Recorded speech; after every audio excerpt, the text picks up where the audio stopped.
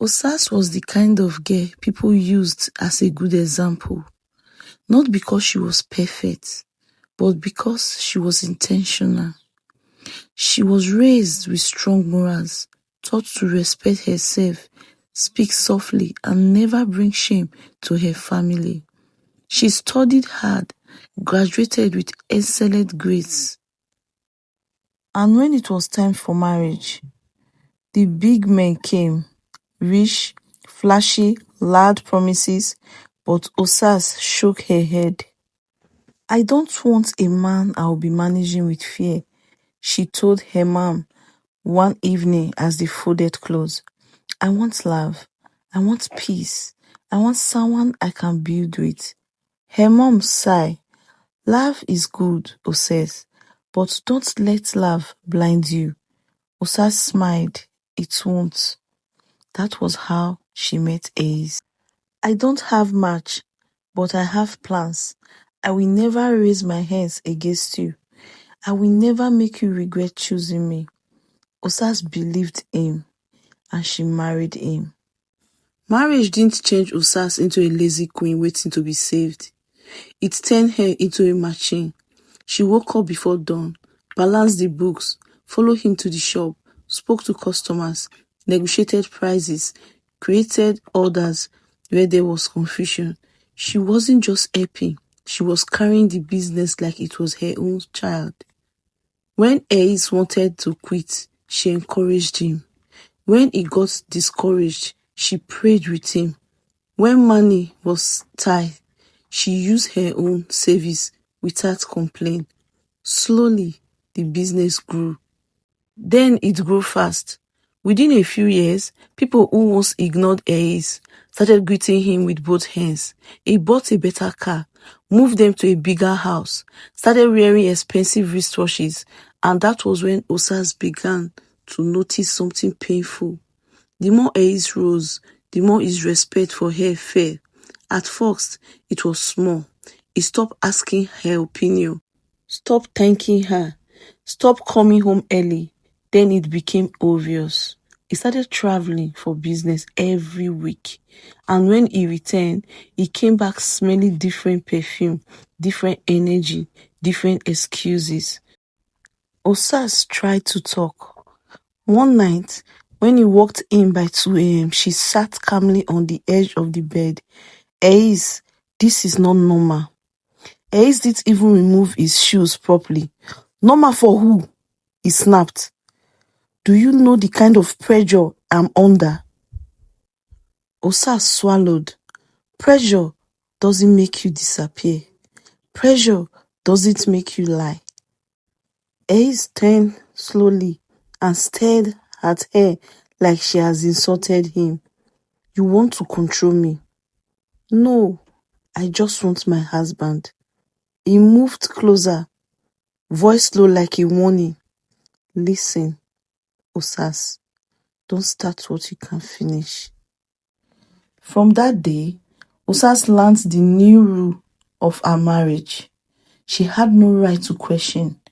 Anytime she tried, her ears would explode. He would shout, break things, threaten her. Then one day, it happened. She asked again softly about a strange message she saw on his phone. That night, Ace beat her. Not a slap, a real beating. The kind that makes your ears ring. The kind that turns your body into shame. The kind that makes you whisper to yourself on the bedroom floor. How did I enter this?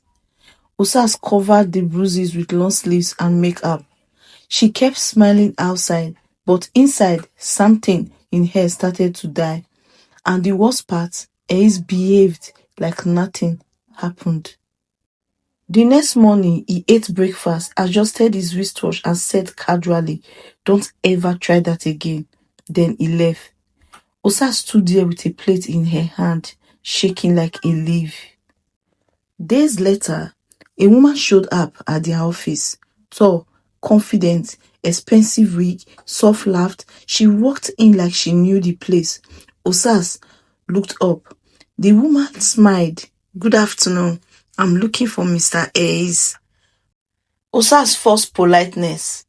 He is not around. Can I help you? The woman smiled, widening. Oh, you must be the wife.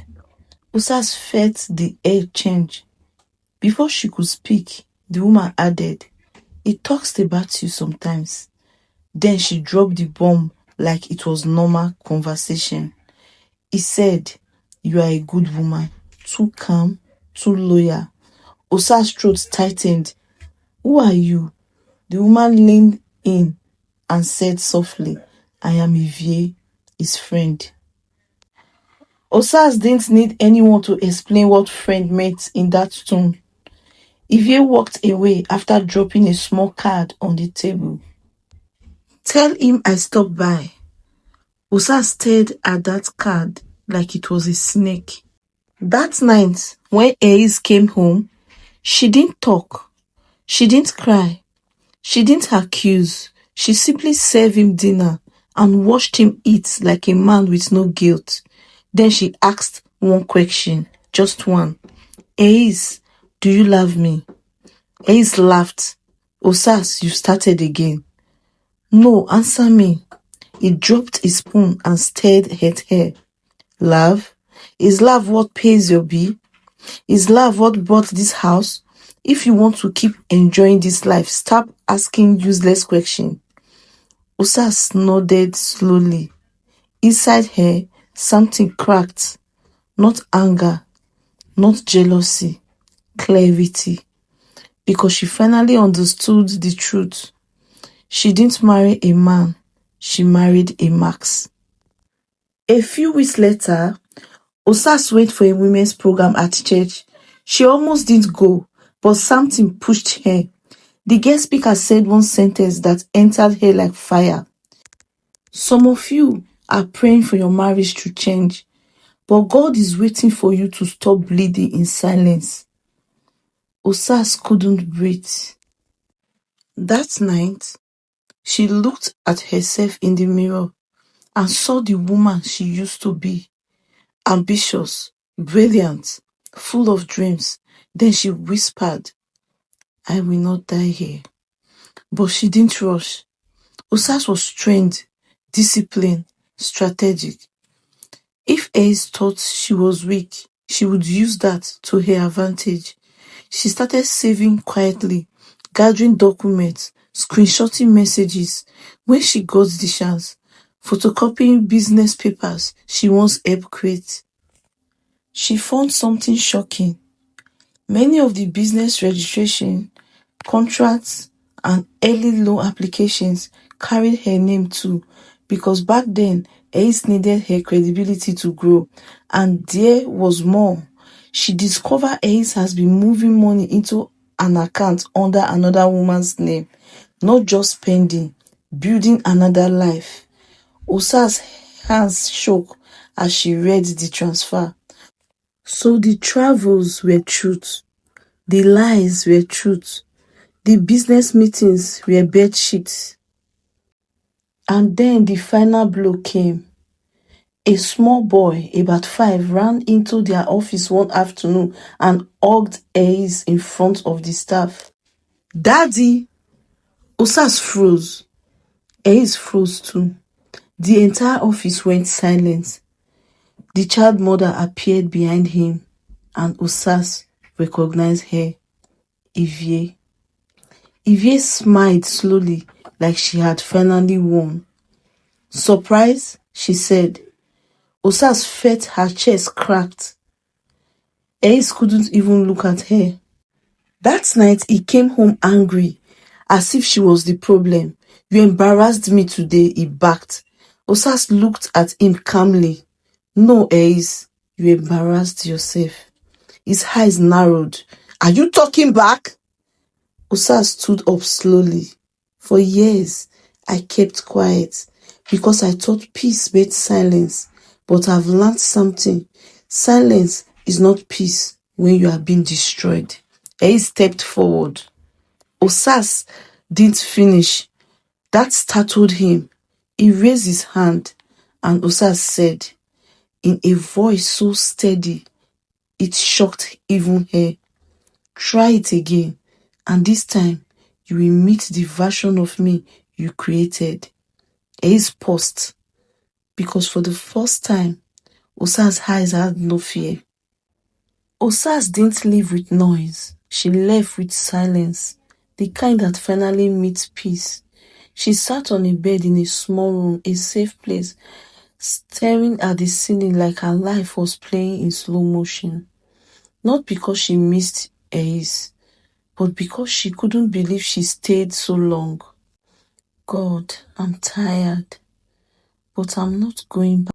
Months after Osas left, someone knocked at her door. When she opened it, she froze. Ivy stood there, no expensive confidence this time, face swollen from crying. Osas, please help me. Help you? How? Ace, he has changed. He's always angry. He doesn't come home. He shouts, he threatens, sometimes he pushes me.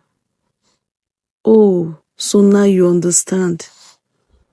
Ivy, I didn't know he would turn on me too. He told me you were wicked. He said you didn't respect him. He said you were the problem. Imade stared at Ivy and felt something strange. Not jealousy, not pity, a painful kind of truth. Ivy, the day you walked into my office smiling, you didn't come with a warning. You came with pride. Now you are here with tears. Ivy, please. I need stability. The business is collapsing. Staff are leaving. Nothing is working. Osas replied, because you can't run what you didn't build. You can't manage what you didn't suffer for.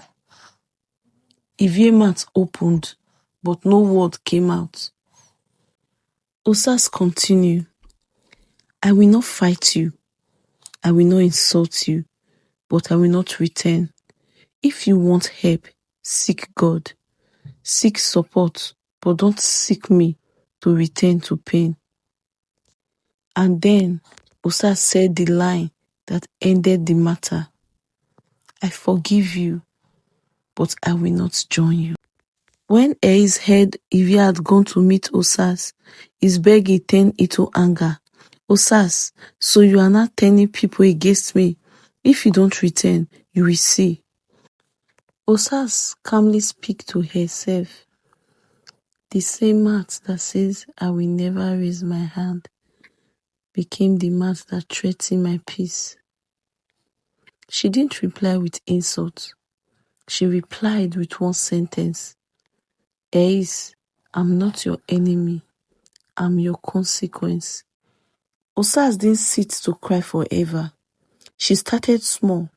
She used what she had, skills, discipline, wisdom. She began helping a friend with bookkeeping. Then another person asked her to help manage her business. Soon people started saying that woman is excellent.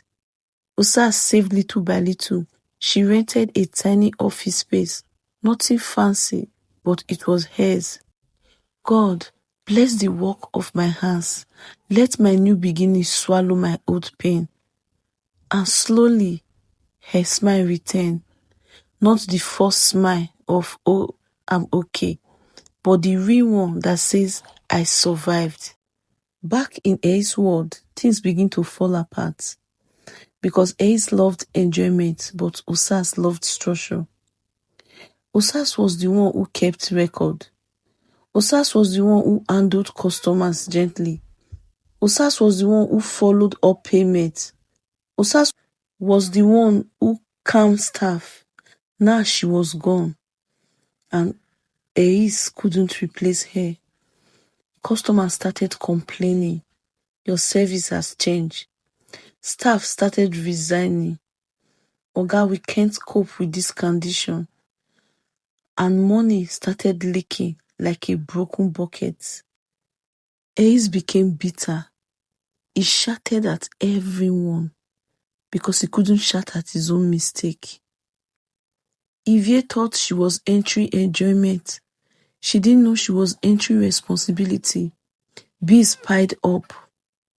He stayed out more. And when he came home, he brought rage, not love. Our son is sick. We need to... Don't disturb me! Did I marry you to complain? Shouted Ace. The same man she fought to have became the man she couldn't live with, and the business she wanted to inherit refused to obey her.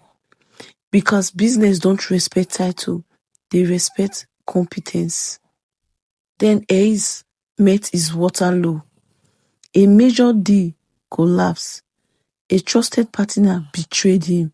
A large sum of money disappeared. He ran from bank to bank, from friend to friend, from lies to more lies. But the same people that greeted him with two hands started avoiding him. And then for the first time, he remembered Usa's quiet strength. He didn't miss her love. He missed her value. Ace called Usas again. This time, his voice didn't carry pride. It carried emptiness. Usas, I made mistake. Yes, Ace, you did. Can we start again? No. Please, just help me. Ace, I prayed for you when I was in your house. I prayed for you when your hand was on me. I prayed for you when you were sleeping with other women. Now, I will pray for you from a distance, but I will not return. Because love is not supposed to cost your life. Ace couldn't speak. He finally met a woman he could not intimidate. Not because she was stubborn, but because she was healed. Months later, Osa stood in her small office. A customer walked in and said, Madam Osas, we heard you are the best. We want you to manage our record. Osas smiled, not because life was perfect, but because God has proved something. When you leave what is killing you, you make room for what will heal you. Osas looked up and whispered, Thank you, Lord. You didn't shame me. You saved me. And Ace, he continued living with consequences. Because some men only understand one language, the language of lust. Osas didn't fight him in court. She fought for her life and she won. If you enjoy my story, follow for more. Please don't forget to share this video. I remain your girl, Bella O, and this is RS. Reality stories, real people, real love, real life.